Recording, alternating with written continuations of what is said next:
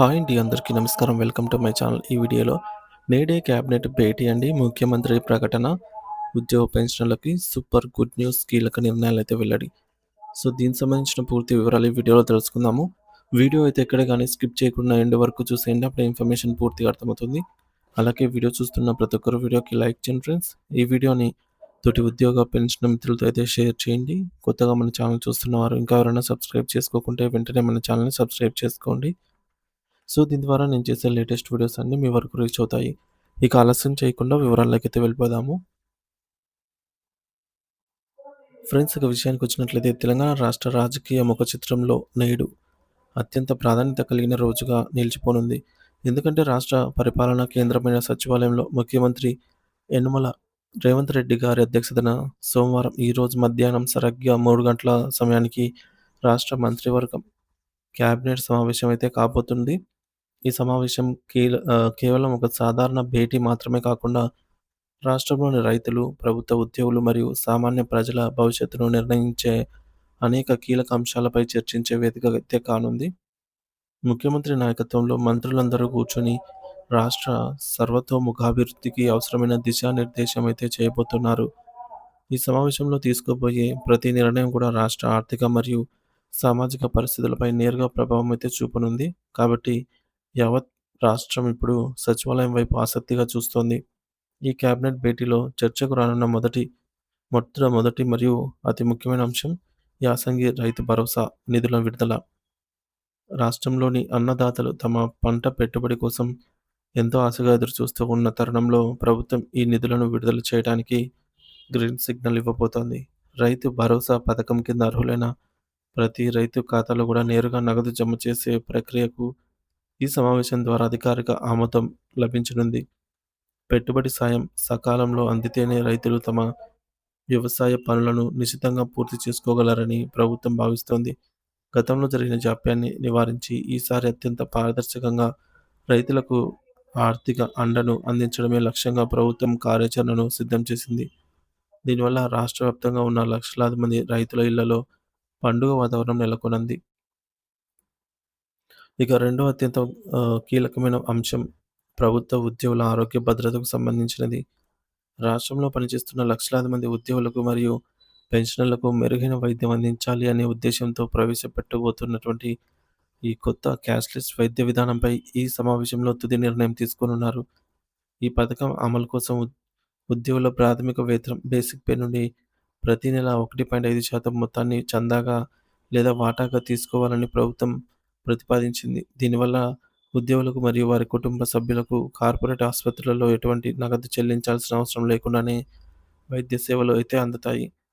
ఈ 1.5% కోతకు సంబంధించినటువంటి విధి విధానాలను మరియు ఈ మొత్తం నిధులను నిర్వహించే ఎంప్లాయీస్ హెల్త్ కేర్ ట్రస్ట్ ఏర్పాటుకు కేబినెట్ అధికారికంగా అయితే ఆమోద ముద్ర వేయనుంది. ఇక పాత హెల్త్ కార్డులు ఆసుపత్రులలో పనిచేయటం లేదని వస్తున్న ఫిర్యాదులకు ఈ కొత్త నిర్ణయం ద్వారా అయితే ప్రభుత్వం ఒక శాశ్వత పరిష్కారాన్ని అయితే చూపబోతోంది. మరోవైపు రాష్ట్ర శాసనసభ బడ్జెట్ సమావేశాల నిర్వహణపై కూడా కేబినెట్‌లో సుదీర్ఘమైన చర్చ జరగనుంది. మార్చి నెల మొదటి వారంలోనే అసెంబ్లీ బడ్జెట్ సమావేశాలను ప్రారంభించాలని ప్రభుత్వం యోచిస్తోంది.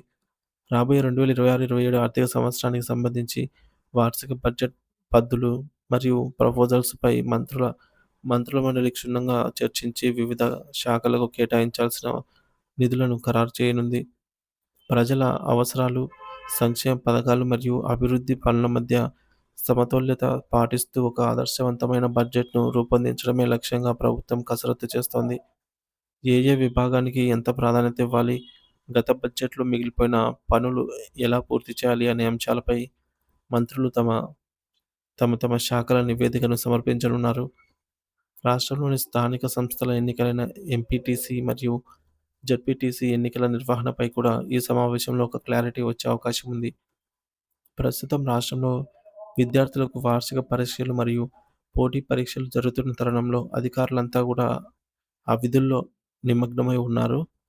విద్యార్థుల చదువులకు మరియు పరీక్షా కేంద్రాలకు ఎటువంటి ఇబ్బంది కలగకూడదు అనే ఉద్దేశ్యంతో పరీక్షలన్నీ ముగిసిన తర్వాతే ఈ యొక్క స్థానిక ఎన్నికలు నిర్వహించాలని ప్రభుత్వం భావిస్తోంది. విద్యా సంవత్సరం ముగిసి సెలవుల సమయంలో ఈ ఎన్నికలు ప్రక్రియనైతే పూర్తి చేయడం వల్ల పరిపాలన పరిపాలన పరంగా అయితే ఎటువంటి చిక్కులుండవని అధికారుల అంచనా. ఎన్నికల కమిషన్‌తో చర్చించి తుది షెడ్యూల్ ఖరారు చేసే బాధ్యత క్యాబినెట్ ఆహ్, ఒక కమిటీకి అయితే అప్పగించే అవకాశం ఉంది. మరి ఉద్యోగులు ఎంతో కాలంగా ఎదురుచూస్తున్నటువంటి వేతన సవరణ పీఆర్‌సీ నివేదిక మరియు నిధుల కేటాయింపు అంశం కూడా ఈ చర్చల్లో ఒక ప్రధాన భాగమైతే కానుంది. రాబోయే బడ్జెట్‌లో పీఆర్‌సీకి సంబంధించి ప్రత్యేక నిధులను ప్రభుత్వం కేటాయిస్తుందా లేదా అనేది ఇప్పుడు ఉద్యోగ వర్గాల్లో ఉత్కంఠతను రేపుతోంది. పెరిగిన ధరల దృష్ట్యా వేతన సవరణ అనివార్యమని ఉద్యోగ సంఘాలు పట్టుబడుతున్నాయి.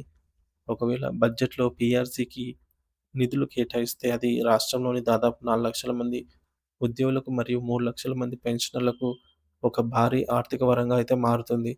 ఆర్థిక ఇబ్బందులు ఉన్నప్పటికీ ఉద్యోగుల సంతోషమే లక్ష్యంగా ప్రభుత్వం ఏదో ఒక సానుకూల నిర్ణయం తీసుకునే దిశగా అయితే ఆలోచిస్తూ ఉన్నట్టు సమాచారం అందుతోంది. సో, మొత్తంగా చూస్తే ఈ సోమవారం జరిగే క్యాబినెట్ సమావేశం ఆంధ్రప్రదేశ్ మరియు తెలంగాణ రాజకీయాల్లో ఒక కీలక మలుపుగా అయితే మారబోతోంది. రైతులకు పెట్టుబడి సాయం, ఉద్యోగులకు ఆరోగ్య భద్రత, రాష్ట్రానికి కొత్త బడ్జెట్ మరియు స్థానిక సంస్థలకు కొత్త పాలక వర్గాలు ఇలా అనేక అంశాల చుట్టూ నేటి చర్చలైతే సాగనున్నాయి. సచివాలయం నుండి వెలువడే ఆ అధికారిక ప్రకటన కోసం ప్రతి ఒక్కరు ఎంతో ఆతృతగా అయితే ఎదురు చూస్తూ ఉన్నారు. ముఖ్యమంత్రి రేవంత్ రెడ్డి గారు ఏ ఏ నిర్ణయాలకు గ్రీన్ సిగ్నల్ ఇస్తారో, ప్రజల కష్టాలను తీర్చేందుకు ఎటువంటి విప్లవాత్మక మార్పులు తీసుకొనొస్తారో అని మరికొద్ది గంటల్లోనే మనకైతే స్పష్టత రానుంది. ప్రభుత్వం తీసుకునే ఈ నిర్ణయాలు రాష్ట్ర ప్రగతికి బాట వేస్తాయనైతే ఆశిద్దాము. సో ఫ్రెండ్స్, క్లుప్తంగా చెప్పుకోవాలని అంటే మనకు తెలంగాణ ప్రభుత్వం, తెలంగాణ సచివాలయంలో ఈరోజు మధ్యాహ్నం 3 గంటలకు కేబినెట్ సమావేశం అయితే ఉంది. ముఖ్యమంత్రి రేవంత్ రెడ్డి గారి అధ్యక్షతన రాష్ట్ర రైతులు, ఉద్యోగులు, సామాన్య ప్రజలపై అయితే కీలక ప్రభావం చూపే నిర్ణయాలు తీసుకునే అవకాశం అయితే ఈ కేబినెట్ ద్వారా తీసుకునే అవకాశం ఉంది. ముఖ్యంగా రైతుల భరోసా నిధుల విడుదల, యాసంగి రైతుల సంబంధించి రైతు భరోసా కింద అర్హులైన వారికి నేరుగా ఆ నగదు జమ చేయడానికి గ్రీన్ సిగ్నల్. ఇక ఉద్యోగులకు క్యాష్‌లెస్ వైద్య పథకం, ఉద్యోగులు మరియు పెన్షనర్లకు కార్పొరేట్ హాస్పిటల్స్‌లో క్యాష్‌లెస్ ట్రీట్మెంట్, అలాగే ఎంప్లాయీస్ హెల్త్ కేర్ ట్రస్ట్ ఏర్పాటు చేసి నిధులు నిర్వహణ, పాత హెల్త్ కార్డ్ సమస్యలకు శాశ్వత పరిష్కారం చూపే ప్రయత్నం అయితే క్యాబినెట్‌లో అయితే జరగనుందనమాట. ఇక 2026, 27 బడ్జెట్ సమావేశాలు మార్చి మొదటి వారంలో అసెంబ్లీ బడ్జెట్ సమావేశాలైతే ప్రారంభించే యోచన. వివిధ శాఖల నిధులకు నిధుల కేటాయింపుపై అయితే చర్చ. సంక్షేమం, అభివృద్ధి మధ్య సమతుల్యతతో బడ్జెట్ రూపకల్పన. ఇక ఎంపీటీసీ, జెడ్పీటీసీ ఎన్నికలు, స్థానిక సంస్థల ఎన్నికల షెడ్యూల్‌పై చర్చ కూడా ఈ క్యాబినెట్‌లో అయితే కీలకం కానుంది. ఎందుకంటే విద్యార్థుల పరీక్షలు పూర్తయ్యాక ఎన్నికలు నిర్వహించే ఆలోచనలో ఉన్నట్టు తెలుస్తోంది ప్రభుత్వం. ఇక పీఆర్‌సీ వేతన సంఘం. పీఆర్‌సీ నివేదిక మరియు నిధుల కేటాయింపుకు చర్చ అయితే జరగబోతుంది క్యాబినెట్ ద్వారా. సుమారు 4,00,000 ఉద్యోగులకి, 3,00,000 పెన్షనర్లకి దీనివల్ల ప్రభావం అయితే చూపే అవకాశం ఉంది. బడ్జెట్‌లో ప్రత్యేక నిధులు కేటాయిస్తే పెద్ద ఆర్థిక ఉపశమనం అయితే లభిస్తుందన్నమాట ఉద్యోగ పెన్షనర్స్‌కి.